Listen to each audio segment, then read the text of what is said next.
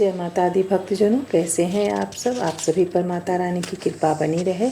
चलिए अब कथा वाचन करते हैं श्री दुर्गा सप्तशती के 9वें अध्याय का। मैं अर्धनारीश्वर के श्री विग्रह की निरंतर शरण लेता हूँ।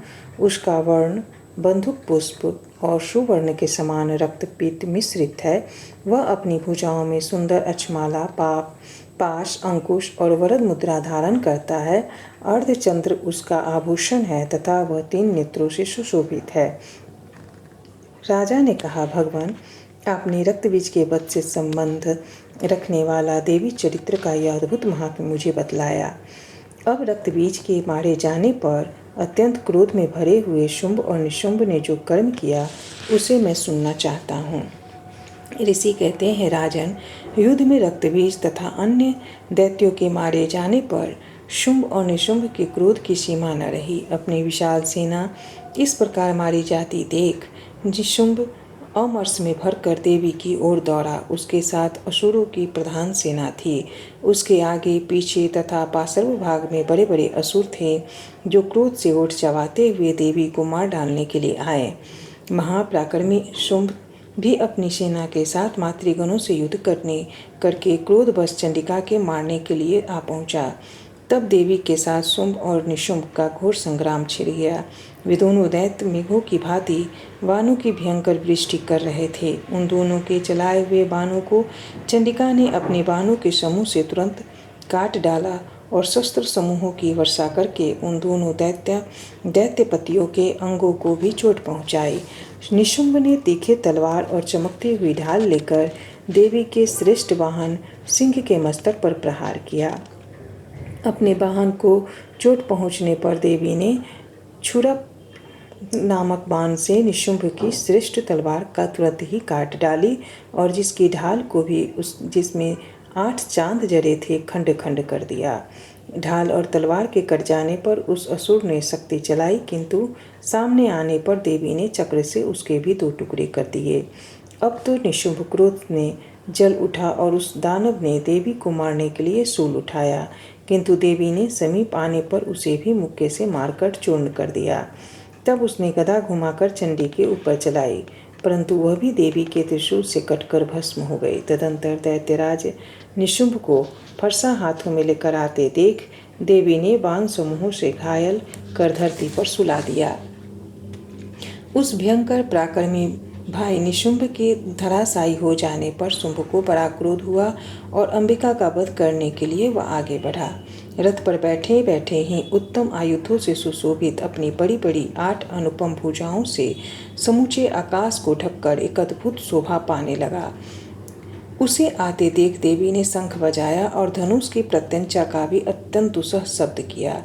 साथ ही अपने घंटे के शब्द से जो समस्त दैत्य सैनिकों का तेज नष्ट करने वाला था, संपूर्ण दिशाओं को व्याप्त कर दिया। तदंतर सिंह ने भी उस अपनी धार से, जिसे सुनकर बड़े बड़े गजराजों का महान मत चूर हो जाता था, आकाश, पृथ्वी और 10 दिशाओं को गुंजा दिया।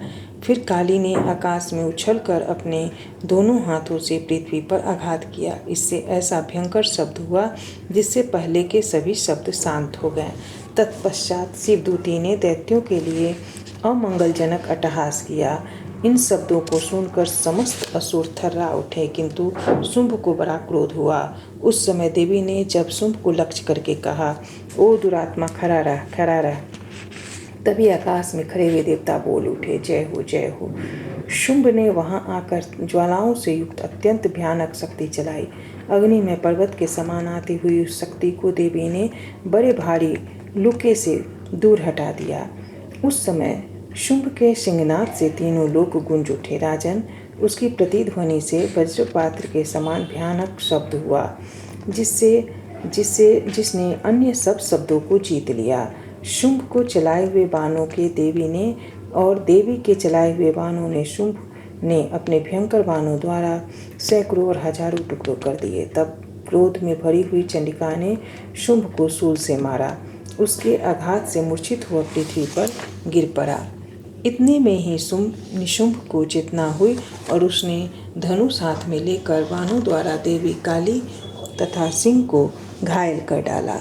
फिर उस दैत्यराज ने 10,000 बाहें बनाकर चक्रों के प्रहार से चंडिका को आच्छादित कर दिया। तब दुर्गम पीड़ा का नाश करने वाली भगवती दुर्गा ने कुपित होकर अपने बाणों से उन चक्रों तथा बाणों को काट गिराया। यह देख निशुंभ दैत्य सेना के साथ चंडिका का वध करने के लिए हाथ में गदा ले बड़े वेग से दौड़ा। उसके आते ही चंडिका ने तीखे धार वाली तलवार से उसकी गदा को शीघ्र ही काट डाला।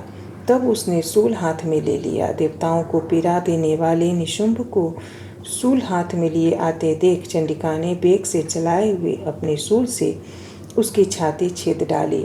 शूल से विदीर्ण हो जाने पर उसकी छाती से एक दूसरा महाबली एवं महापराक्रमी पुरुष खड़ी रह कहता हुआ निकला। उसे निकलते हुए पुरुष की बात सुनकर देवी ठठाकर हंस पड़ी और खड्ग से उन्होंने उसका मस्तक काट डाला। फिर तो वह पृथ्वी पर गिर पड़ा। तदंतर सिंह अपनी दाढ़ों से असुरों की गर्दन कुचल कर खाने लगा। वह बड़ा भयंकर दृश्य था। उधर काली तथा शिवदूती ने भी अन्य दैत्यों का भक्षण आरंभ किया। कौमारी की शक्ति से विदीर्ण होकर कितने ही महादैत्य नष्ट हो गए। ब्रह्मानी के मंत्रपुत्र जल से निस्तेज होकर कितने ही भाग खड़े हुए। कितने ही दैत्य माहेश्वरी के त्रिशूल से छिन्न भिन्न हो धराशायी हो गए। वाराही के थुथुन के आघात से कितनों को ही पृथ्वी पर कचूमर निकल गया।